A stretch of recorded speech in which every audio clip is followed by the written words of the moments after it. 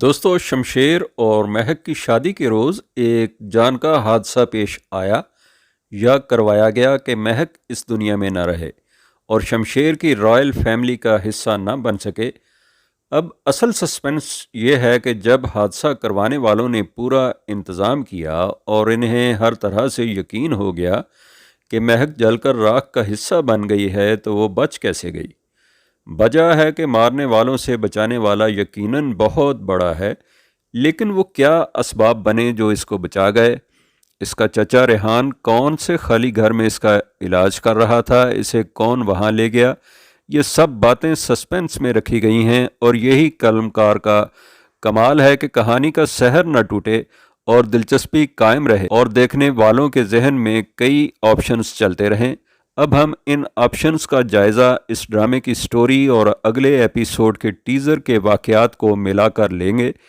پہلا آپشن تو یہی ہے کہ بابا صاحب نے مہک کو مروایا نہیں، بلکہ دراصل اسے ایک حادثے میں جل کر مر جانے کا صرف تاثر دلوایا ہے۔ وہ اس لیے کہ اس کے بیٹے شمشیر کو یقین ہو جائے کہ مہک اب اس دنیا میں نہیں رہی اور وہ صبر کر کے فیملی میں ہی شادی کر لے۔ واردات میں مہک کو جائے حادثہ سے نکلوا کر آتش زنی کروائی گئی اور پولیس سے جھوٹی فرانزک رپورٹ لی گئی کہ حادثے میں مہک کی ڈیڈ باڈی جل کر راکھ بن گئی ہے، اور یہ بات پولیس آفیسر کی گفتگو سے ثابت ہوتی ہے کہ اس نے لیبارٹری والے پر پریشر ڈال کر فیک رپورٹ تیار کروائی اور اس کے پیسے بابا صاحب کے کارندے سے وصول کیے۔ دوسری آپشن یہ ہے کہ مہک کو اس کے چچا ریحان اور کزن احسن نے بچایا۔ اس کے دلائل یہ ہیں کہ مہک کا چچا جو ڈاکٹر ہے وہ اس کا علاج کر رہا تھا۔ اس نے مہک کے والد کو مہک کے زندہ ہونے کی اطلاع دی۔ شادی والے دن شادی سے یہ دونوں باپ بیٹا غائب تھے اور مہک کے پیچھے تھے، خاص طور پر احسن جو مہک سے محبت کرتا تھا، اور مہک نے اسے تانے بھی دیے کہ تمہاری کیسی محبت ہے، تم محبت کے قابل نہیں ہو۔ اس کے لیے آپ ہماری گزشتہ ویڈیو دیکھ سکتے ہیں۔ اگلے ایپیسوڈ میں وہ اپنے رقیب شمشیر پر مرڈر اٹیمپٹ بھی کرتا نظر آئے گا، جیسا کہ ٹیزر میں دکھایا گیا ہے۔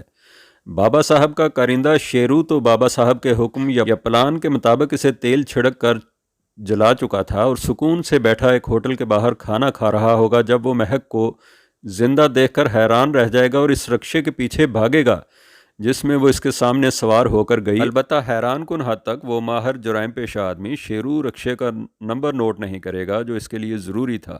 تیسرا آپشن یہ ہے کہ پولیس نے مہک کو خود بچایا۔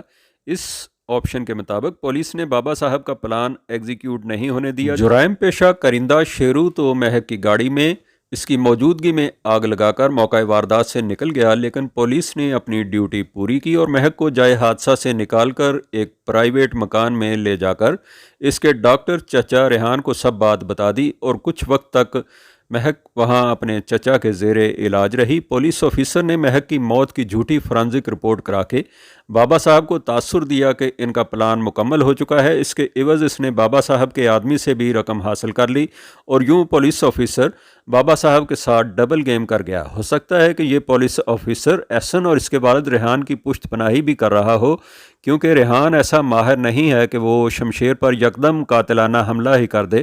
یہ بھی شبہ ہے کہ قاتلانہ حملے کا محض خیال دکھایا جا رہا ہو، لیکن اگر یہ خیالی بات ہے تو گولی چلنے کی آواز بابا صاحب اور دارا نے سنی اور وہ اٹھ کر شمشیر کے کمرے کی طرف کیوں بھاگے؟ بہرحال اگلے ایپیسوڈ میں کچھ مزید انکشافات ہوں گے کہ شیرو نے اگر مہک کو خلاف توقع زندہ دیکھ لیا ہے تو وہ بابا صاحب کو اس کی خبر کرتا ہے یا نہیں، اور خاص طور پر اس خبر پر بابا صاحب کا ری ایکشن کیا ہوتا ہے۔